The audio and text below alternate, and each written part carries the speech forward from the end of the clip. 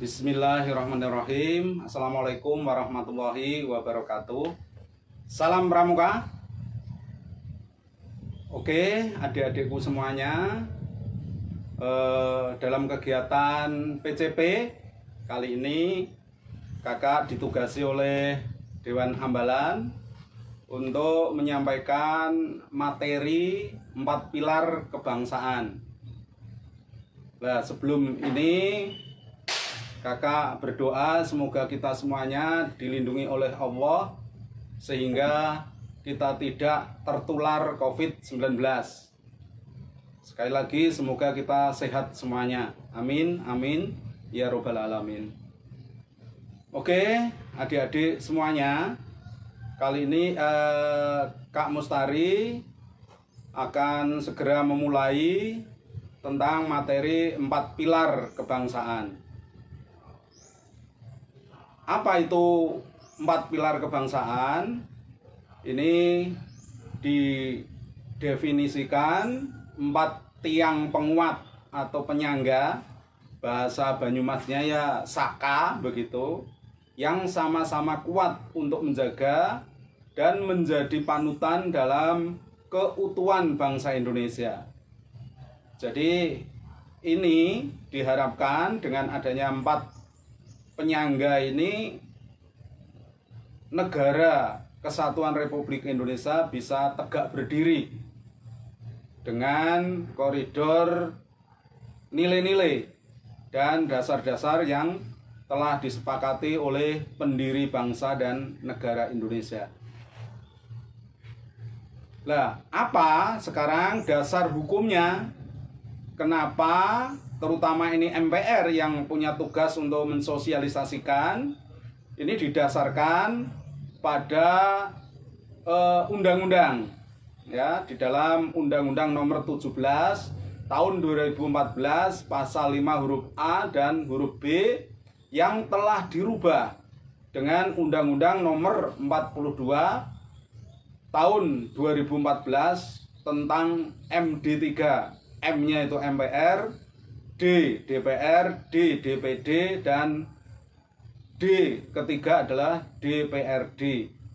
Nah, selanjutnya dalam Undang-Undang Nomor 42 Tahun 2014, MPR ditugasi oleh negara untuk antara lain memasyarakatkan TAP MPR. Ya, jadi keputusan MPR itu ada 2, ada yang disebut ketetapan yang disingkat dengan TAP MPR, yang kedua ada keputusan MPR.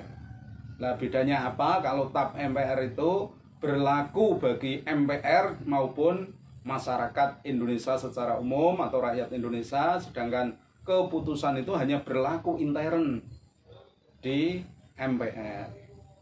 Yang kedua, MPR juga punya kewajiban atau ditugasi oleh negara untuk mensosialisasikan Pancasila, UUD 45, termasuk Negara Kesatuan Republik Indonesia, Bhinneka Tunggal Ika. Nah, itulah yang menjadi dasar hukum. Kenapa 4 pilar ini harus disosialisasikan kepada seluruh rakyat Indonesia, dan ini dikomandani ya, dipimpin oleh MPR. Kita lanjut. Pilar utama di sini adalah Proklamasi Kemerdekaan Republik Indonesia 17 Agustus 1945. Ini kenapa dikatakan pilar utama? Karena ini menjadi dasar yuridis yang utama berdirinya NKRI. Tanpa adanya proklamasi ini, maka Indonesia dianggap tidak ada. Nah, setelah adanya proklamasi, makanya secara de facto, ya, ini NKRI berdiri di tengah-tengah dunia di antara negara-negara yang lain. Selanjutnya, Nah, 4 pilar kebangsaan Indonesia itu apa saja? Tadi sudah disampaikan, yaitu yang pertama adalah Pancasila, kedua adalah UUD tahun 1945, yang ketiga adalah Negara Kesatuan Republik Indonesia, yang keempat adalah Bhinneka Tunggal Ika. Marilah kita bahas satu persatu, tetapi perlu kamu pahami ya, bahwa pembahasan yang disampaikan oleh Kak Mustari ini tidak panjang lebar, karena kita memahami kuotanya ini juga boros nanti ya adik-adik, makanya kakak berusaha mempersingkat. Artinya apa? Nanti adik-adik harus menindaklanjuti, belajar di referensi yang lain, baca-baca, browsing di internet untuk menambah wawasan Anda tentang 4 pilar kebangsaan yang disosialisasikan oleh MPR. Lah, Kak Mustari ini merupakan salah satu warga negara Indonesia yang diminta ya oleh pemerintah, oleh MPR membantu mensosialisasikan akan 4 pilar kebangsaan Indonesia itu. Oke, kita bahas pilar yang pertama, yaitu Pancasila. Seperti kita tahu, di semua negara di dunia ini harus memiliki dasar negara, dasar ideologi. Nah, alhamdulillah Indonesia memilih yang namanya Pancasila. Ya, zaman Orde Baru dulu diperingati Hari Kesaktian Pancasila setiap tanggal berapa? Kesaktian Pancasila 1 Oktober. Karena 30 September itu diuji adanya G30 SPKI lah. Alhamdulillah bangsa Indonesia antara rakyat dan TNI mampu menanggulangi. Lah, itulah akhirnya setiap tanggal 1 Oktober diperingati sebagai Hari Kesaktian Pancasila. Nah, di zaman pemerintahan Pak Jokowi ini menyampaikan lahirnya Pancasila, yaitu tanggal 1 Juni ya setiap tahun.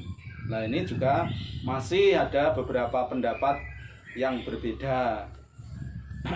Ya, saya kira ada dasar hukumnya semuanya.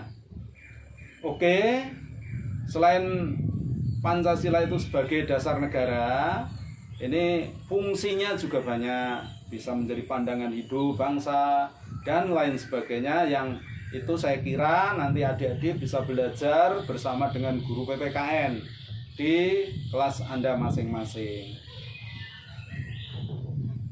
Di dalam Pancasila ini mengandung banyak nilai-nilai, banyak ajaran-ajaran, yang antara lain yang pertama ini adalah mampu mengakomodasi, mengkoordinir, menyatukan keanekaragaman bangsa Indonesia.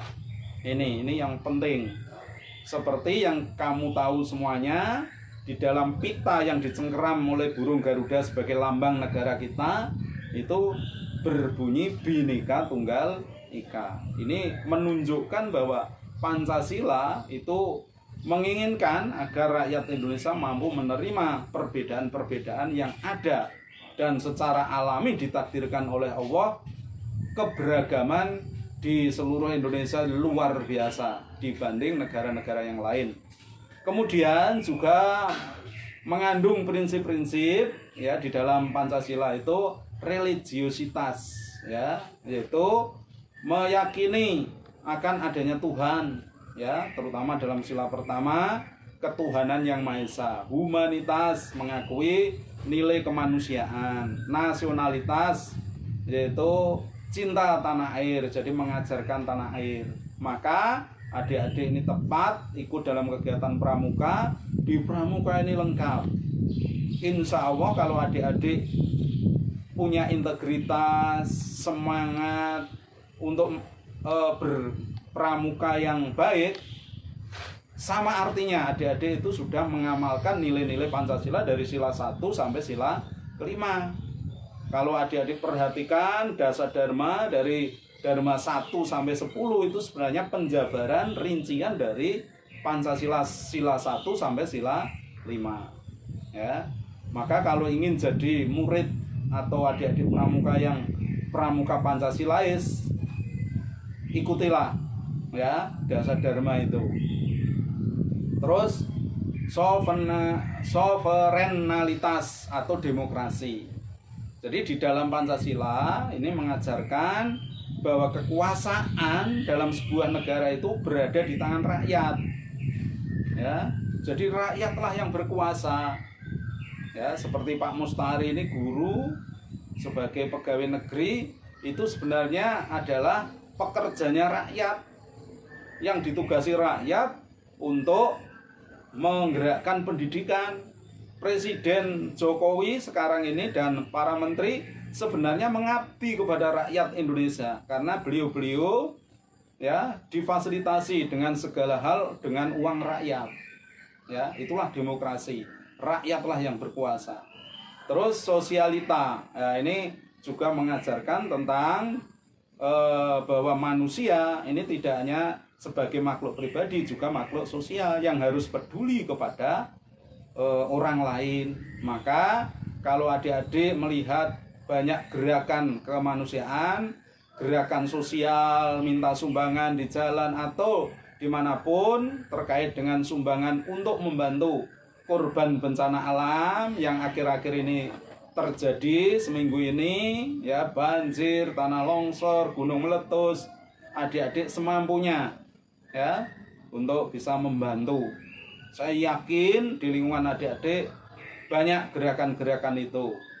Ya minimal mendoakan semoga saudara-saudara kita yang ditimpa oleh bencana ini segera teratasi masalahnya. Nah, kita bersyukur di daerah kita bebas dari bencana. Terus nilai-nilai yang terdapat di dalam Pancasila ini luar biasa. Tadi sudah saya sampaikan dari sila 1 sampai sila 5. Ya, yang itu semuanya kalau adik-adik memahami dasar dharma sudah dijabarkan satu persatu. Selanjutnya, ya, pilar yang kedua adalah UUD 1945. Ini nama konstitusi negara Indonesia yang benar adalah ya Undang-Undang Dasar Negara Republik Indonesia tahun 1945. Itu yang benar. Kalau selama ini disingkat UUD 45 itu sebenarnya hanya nama singkat. Kalau sesuai aturan undang-undang itu adalah UUD Negara Republik Indonesia tahun 1945. Itu yang tepat. Nah, di dalam kehidupan berbangsa dan bernegara di Indonesia, keberadaan UUD 45 ini adalah sebagai dasar konstitusi, ya, hukum dasar Republik Indonesia. Ya. Perlu adik-adik ketahui bahwa UUD 45 ini adalah penjabaran dari Pancasila. Ya, dari pasal 1 sampai 37 itu semua sebenarnya pelaksanaan uraian daripada nilai-nilai Pancasila. Karena kalau hanya Pancasila saja, ya, tanpa dijabarkan di dalam UUD 45, ini sulit untuk dilaksanakan. Nah, untuk memperjelas dalam tataran operasional, maka perlu adanya UUD 45. Nah, agar lebih jelas lagi, ya, dijabarkan dalam peraturan perundangan di bawah UUD 45 lagi, yaitu ada peraturan pemerintah, ya, ada perda, sampai kalau di sekolah itu ada tata tertib sekolah. Ini nggak boleh bertentangan dengan nilai-nilai Pancasila maupun UUD 45. Maka ada kasus di Sumatera atau di mana itu, ya, bahwa anak pelajar perempuan non-Islam disuruh pakai jilbab. Lah, itu jelas bertentangan tata tertib sekolah itu. Makanya beberapa hari yang lalu rame itu viral di media sosial maupun media massa, ya, karena itu jelas bertentangan dengan Pancasila, sila pertama, ya, yang mengandung ya kerukunan antar umat beragama, tidak mencampur adukkan ajaran agama, termasuk tidak memaksakan ajaran agama kepada pemeluk agama yang lain. Di dalam pasal 29 UUD 45 juga jelas, ya, kebebasan beragama dan ibadah ini diberi kebebasan sepenuhnya bagi pemeluk agama masing-masing. Ya. Yang pilar berikutnya, ya. Oh ya, ini UUD 45 dulu saya tambahkan. Jadi UUD 45 ini sebagai pedoman, ya, karena dikatakan hukum dasar ini adalah sebagai pedoman, ya. Pemerintah Indonesia itu menyelenggarakan negara ini seperti apa.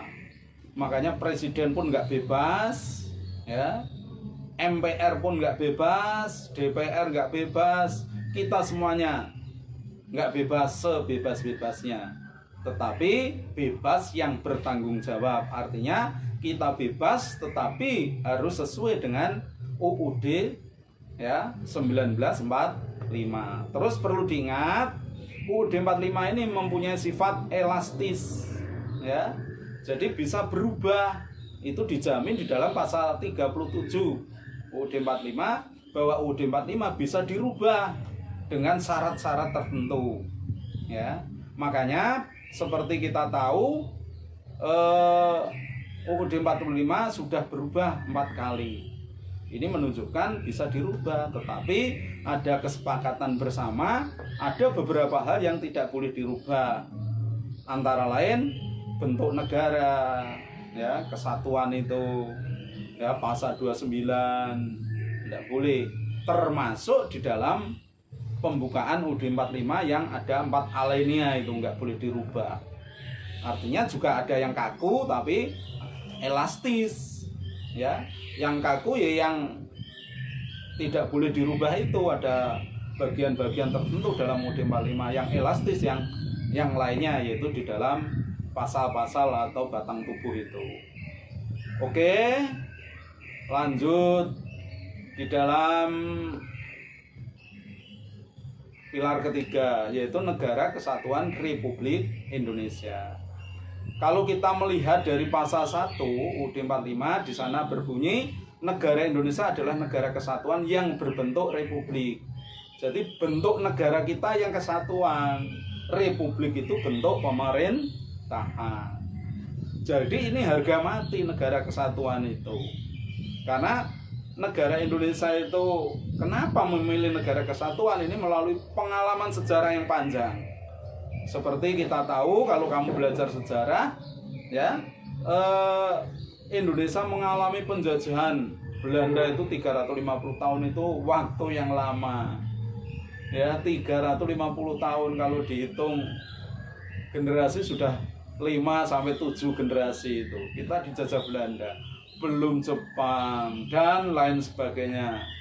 Nah, pernah kita memilih negara serikat, ternyata kurang cocok. Ya, serikat itu adalah negara ada di dalamnya negara yang lain seperti Amerika itu. Karena bentuk negara Amerika itu serikat, maka digabung Amerika Serikat. Karena kita kesatuan, Negara Kesatuan Republik Indonesia. Jadi perlu diingat, bentuk negara itu kesatuan, sedangkan republik itu bentuk pemerintahan. Seperti kita tahu, ya, republik itu dari kata re dan publik. Re kembali, publik itu rakyat. Maka pemerintahannya diharapkan semua kekuasaan, semua usaha, semua pembangunan untuk rakyat, ya, bukan untuk penguasa. Ya, makanya kalau Pak Jokowi sebagai pelayan masyarakat, kalau kalah banyak dikritik itu hal yang wajar, ya, karena Pak Jokowi itu melaksanakan amanat rakyat. Karena Pak Jokowi juga sebagai manusia tentunya tidak luput dari kesalahan. Sehingga kalau di sana sini banyak kritikan itu sesuatu yang wajar, ya. Jadi jangan dianggap wah gini-gini, enggak, itu memang sebaiknya begitu. Yang penting tetap jaga etika, kritik orang tuanya, kritik presiden, itu jelas ada etika-etika yang harus dipenuhi.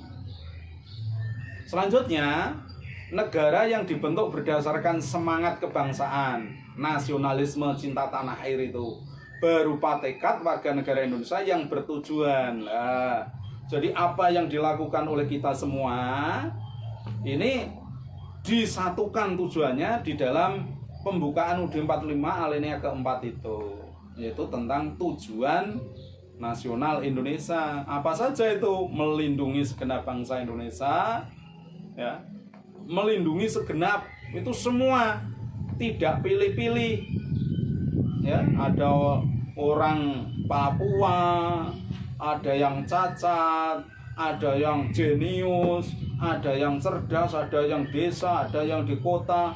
Itu semua negara wajib melindungi tanpa kecuali. Maka saudara-saudara kita yang cacat, ya, ada SLB, sekolah luar biasa, juga dilayani. Sekarang jalan raya, fasilitas umum dilengkapi untuk para disabilitas itu, ya, yang punya kecacatan itu, di kereta, di pesawat, difasilitasi. Karena ini melaksanakan tujuan nasional yang pertama, melindungi segenap bangsa Indonesia. Kemudian yang kedua, memajukan kesejahteraan umum. Seperti kita tahu, ini masa pandemi, rakyat banyak mengalami kesusahan dalam ekonomi. Akhirnya anggaran apapun digunakan untuk membantu, ya, BLT sekarang. Seperti kakak tahu persis di desa, ya, anggaran desa, ya, ADD itu mengutamakan untuk BLT, bantuan langsung tunai, ya, dan itu langsung diperintahkan oleh Kementerian Sosial, Kementerian Desa, ya, ini untuk diutamakan seperti itu, ya, sehingga diharapkan rakyat yang kurang mampu itu dengan akibat pandemi, mungkin kesulitan bekerja dan lain sebagainya, ini teratasi, mengurangi kesulitannya. Ini juga sebagai bentuk untuk memajukan kesejahteraan umum, ya. Negara juga terus berpikir menciptakan lapangan pekerjaan, ya, dan lain sebagainya. Dan ingat, kesejahteraan umum ini tidak hanya meliputi tidak hanya materi, tetapi juga spiritual. Harapannya ya sejahtera lahir maupun batin. Maka Anda semuanya juga perlu melaksanakan ibadah, karena hanya ibadahlah kita semuanya akan mendapatkan kesejahteraan batin. Tapi kalau kita hanya mengejar dunia, ya tentunya batin kita akan tidak terpenuhi, karena makanan batin kita yaitu ibadah. Kemudian yang keempat, mencerdaskan kehidupan bangsa, ya. Jadi seperti Anda harus sekolah, walaupun sekarang masa pandemi PJJ ini, ya, sesederhana apapun tetap diharapkan ada pembelajaran, ya, walaupun di sana sini mungkin kamu banyak menghadapi kesulitan, bersabar. Bapak Ibu gurumu juga sebenarnya sudah nggak tahan, tapi apalagi yang bisa kita lakukan, karena dengan larangan-larangan pemerintah belum bisa untuk tatap muka langsung. Guru-gurumu, kakak-kakakmu ini pengen tatap langsung, tapi sekali lagi ini sudah kesepakatan seluruh dunia, kita harus mengurangi berkerumun, kemudian melaksanakan ketertiban dunia. Jadi walaupun Indonesia banyak masalah, tetapi juga Indonesia harus berpikir untuk perdamaian dunia, ketertiban dunia di negara lain. Misalnya banyak rakyat kita, bangsa Indonesia itu membantu, ya, korban peperangan di Palestina dan di negara-negara lain. Bagi adik-adik, manakala nanti ada hal-hal yang kurang jelas, silakan tanya kepada Kak Mustari lewat WA atau telepon. Ya, tentunya adik-adik sudah punya nomor HP saya. Kalau nggak tahu nanti tanya kakak-kakakmu. Kita lanjut. Ya, yang pilar keempat, yang terakhir, yaitu Bhinneka Tunggal Ika. Ya, ini saya kira tadi sudah kakak sampaikan dan di telinga kita tidak asing lagi, karena saya yakin adik-adik telah diberikan pemahaman ini sejak adik-adik SD, bahkan mungkin TK. Bhinneka Tunggal Ika ini dari buku Sutasoma. Ya, ini berasal dari bahasa Jawa kuno. Bhinneka artinya beraneka ragam, berbeda-beda. Tunggal artinya satu. Ika itu bukan eka. Ika itu atau juga. Jadi Bhinneka Tunggal Ika itu berbeda-beda tetapi tetap satu itu atau satu juga. Gitu, ya. Dan ini semboyan yang cocok bagi bangsa Indonesia yang beraneka ragam. Dunia mengakui, negara-negara lain mengakui keanekaragaman di Indonesia itu luar biasa, dan tidak sedikit orang-orang negara lain itu pindah ya kewarganegaraan di Indonesia. Seperti di Malang itu siapa itu? Ya. Wong bule Jowo itu ya, yang punya channel YouTube ya. Malah pinter basa Jawa, pinter basa Inggris, malah kamu orang Jawa nggak tertarik itu, basa kromo nggak bisa lah. Ini menjadi keprihatinan kita semua. Semoga adik-adik tidak ya menyerah untuk terus belajar basa kromo, dicoba dengan orang tua masing-masing.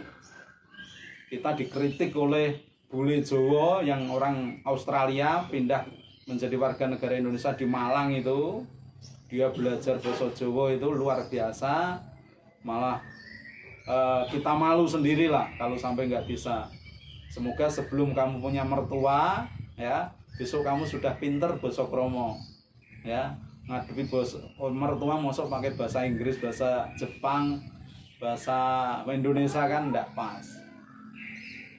Terus maka Bhinneka Tunggal ini betul-betul harus ditanamkan dalam sanubari kita semuanya, pikiran kita. Kita harus punya rasa toleransi, yaitu bisa menerima perbedaan yang ada di lingkungan kita. Kita jangan sampai ada pemikiran orang lain harus sama dengan kita, karena kita menjadi kaya karena perbedaan.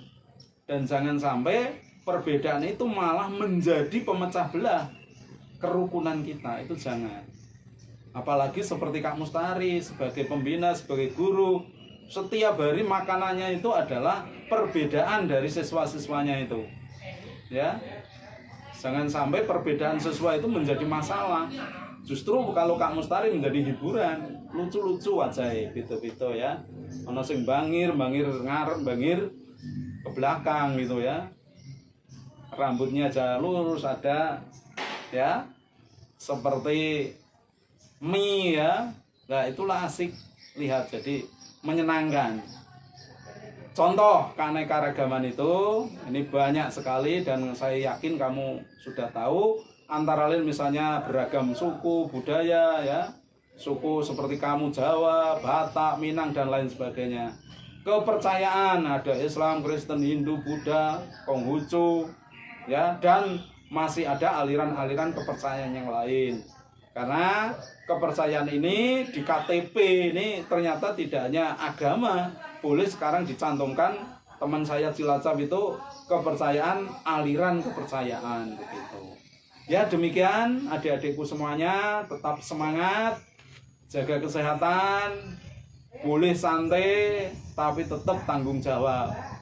Tanggung jawab Anda sebagai anak di rumah dengan orang tuamu, tanggung jawab Anda sebagai siswa terhadap guru-gurumu, tugas harus dikerjakan walaupun banyak kegiatan, tapi kamu harus bijaksana mengatur 24 jam waktu yang diberikan oleh Allah kepada kita harus bisa teratasi semua. Demikian, sekali lagi semangat, dan jika Kak Mustari banyak salah dalam tutur kata dan ada kesalahan dalam materi, mohon koreksinya. Sekali lagi, jika ada pertanyaan boleh ditanyakan. Demikian saya akhiri. Wassalamualaikum warahmatullahi wabarakatuh. Salam Pramuka.